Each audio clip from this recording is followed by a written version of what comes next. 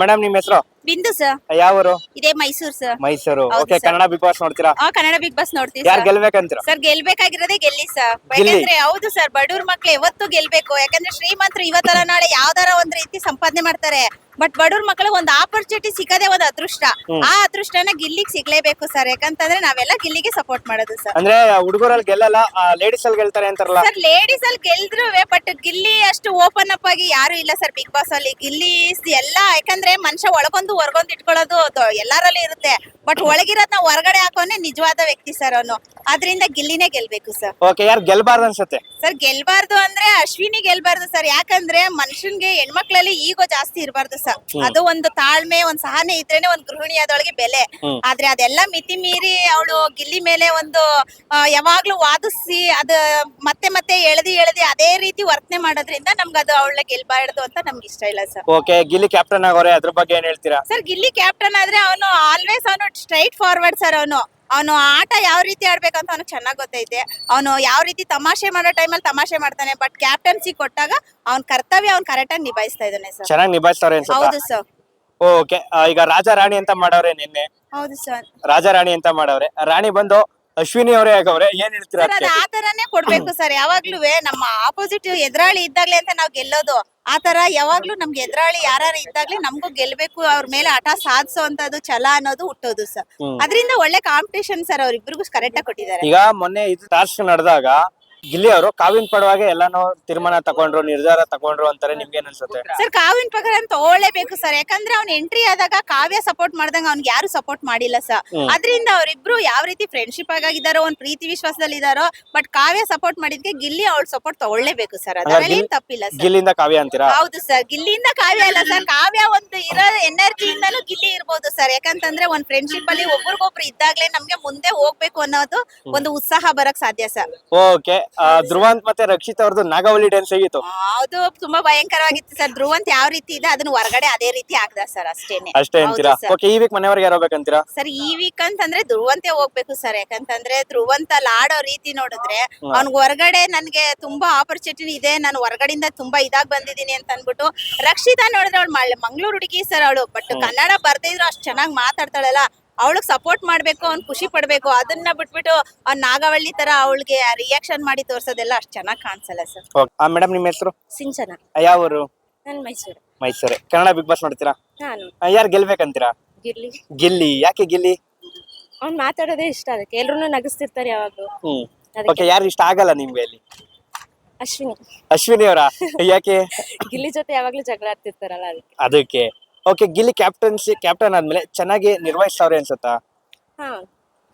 ಅನ್ಸುತ್ತೆ ಚೆನ್ನಾಗಿ ನಿಭಾಯಿಸ್ತಾವ್ರೆ ಅನ್ಸುತ್ತೆ. ಓಕೆ, ನಿನ್ನೆ ಅದೇ ಟಾಸ್ಕ್ ಅಂತ ಬಂದಾಗ ಎಲ್ಲೋ ಒಂದ್ ಕಡೆ ಎಲ್ಲಾರು ಅಲ್ಲಿ ಮನೇಲಿ ಇದ್ದವ್ರು ಹೇಳ್ದಂಗೆ ಕಾವಿನ ಸೇವ್ ಮಾಡ್ತಿದ್ದಾರೆ. ಕಾವಿನ ಸೇವ್ ಮಾಡೋ ಸಲುವಾಗಿ ಮನೆಯ ವ್ಯಕ್ತಿಗಳನ್ನೆಲ್ಲ ಎದುರಾಕೋತಿದ್ದಾರೆ ಅಂತಾರೆ. ನಿಮ್ಗೇನ್ ಅನ್ಸುತ್ತೆ? ಹೌದಾ? ಯಾಕೆ ಯಾಕೆ ಅಂತ ಗೊತ್ತಿಲ್ಲ, ಆತರ ಅನಿಸ್ತಿದೆ. ಅನ್ಸುತ್ತಾ? ಸೇವ್ ಮಾಡೋದಕ್ಕೆ ಎಲ್ರು ಎದುರಾಕೋತಿದ್ದಾರೆ ಅಂತ ಅನ್ಸುತ್ತೆ. ಓಕೆ, ಗಿಲ್ಲಿಂದ ಕಾವ್ಯ ಅಂತಾರೆ. ನಿಮ್ಗೇನ್ ಅನ್ಸುತ್ತೆ? ಹಂಗೇನಿಲ್ಲ, ಅವ್ರ ಆಟ ಅವ್ರು ಆಡ್ತಿದ್ದಾರೆ, ಇವ್ರ ಆಟ ಇವ್ರು ಆಡ್ತಿದ್ದಾರೆ. ಓಕೆ, ಈ ವೀಕ್ ಮನೆಯವ್ರಿಗೆ ಯಾರು ಹೋಗ್ಬೇಕಂತೀರಾ? ಧ್ರುವಂತ ಹೋಗ್ತೀವಿ. ಧ್ರುವಂತ್. ಯಾಕೆ?